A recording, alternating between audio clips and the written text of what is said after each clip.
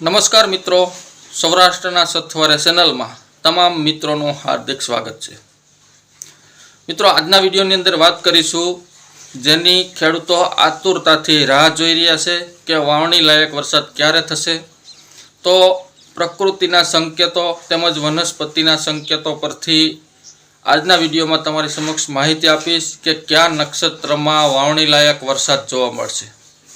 તો મિત્રો, વિડીયોને સંપૂર્ણ પૂરો જોજો અને માહિતી પસંદ આવે તો વિડીયોને લાઈક કરી તમારા અન્ય ગ્રુપમાં શેર કરી દેજો અને હજી સુધી અમારી ચેનલને સબસ્ક્રાઈબ કરી ન હોય તો ચેનલને સબસ્ક્રાઈબ કરી લેજો।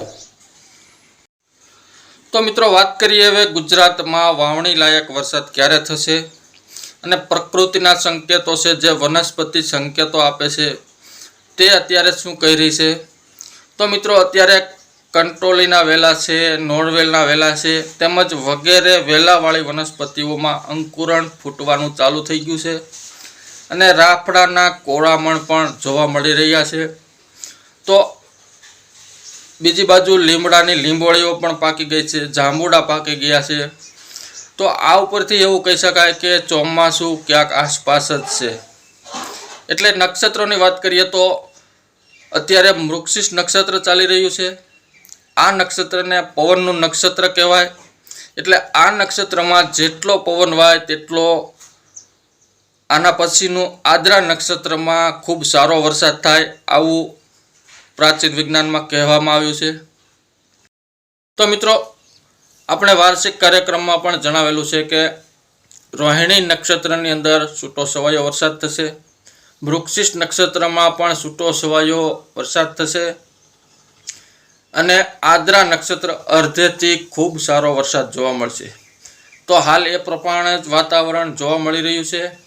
અત્યારે મૃગશીર્ષ નક્ષત્ર ચાલી રહ્યું છે। આ નક્ષત્ર ઉતરતા છૂટાછવાયા વિસ્તારમાં વરસાદ જોવા મળશે અને આદ્રા નક્ષત્રની શરૂઆત થશે 22 તારીખના। એટલે 22 તારીખ પછી વાતાવરણમાં ઘણો બધો ફેરફાર જોવા મળશે અને આદ્રા નક્ષત્ર અર્ધેથી ખૂબ સારા વાવણી લાયક વરસાદ જોવા મળશે। આવા પ્રકૃતિના સંકેતો અત્યારે જોવા મળી રહ્યા છે। તો મિત્રો, આ હતી ચોમાસાના વાવણી લાયક વરસાદની માહિતી। ફરી મળીશું એક નવા વિડીયો સાથે, નવી માહિતી સાથે। ત્યાં સુધી રજા આપશો। આભાર।